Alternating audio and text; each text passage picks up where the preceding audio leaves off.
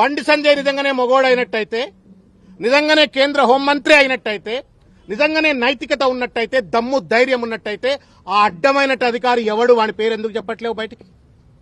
ఎందుకు ఆ రోజు అధికారంలో ఉన్నటువంటి ఒక ముఖ్య నాయకుడు ఆ సదరు అధికారిని బీదర్కు పోకుండా ఆపిండు అని చెప్పని బండి సంజయ్ చెప్తా ఉన్నాడు.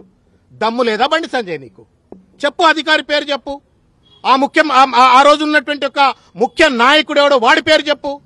వాడి పేరు చెప్పవు, వీడి పేరు చెప్పవు. అడ్డమైనటువంటి ఒక వెధవ లెక్క నువ్వు ఇష్టం వచ్చినట్లు ఇవాళ కేసీఆర్ గారి పైన నిరాధారమైన ఆరోపణలు చేస్తే న్యాయమా బండి సంజయ్ అని చెప్పని ఇవాళ నేను ప్రశ్నిస్తా ఉన్నాను.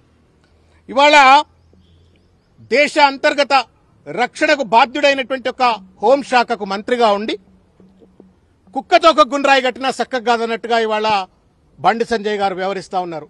ఎలుకతోలు ఎంత ఉతికినా నలుపు నలుపే గాని తెలుపు కాదు అన్నట్టుగా ఇవాళ బండి సంజయ్ గారు వ్యవహరిస్తా ఉన్నారు.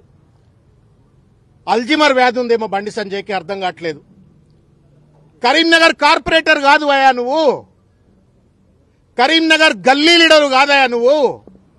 ఢిల్లీలో పార్లమెంటు సభ్యుడివి, ఢిల్లీలో కేంద్ర మంత్రివి. కరీంనగర్ కార్పొరేటర్ కాదు బండి సంజయ్, నువ్వు కరీంనగర్ ఎంపీవి. ఈ సోయి మరిచి ఇవాళ ఇష్టం వచ్చినట్టు మాట్లాడుతూ ఉండు. నేను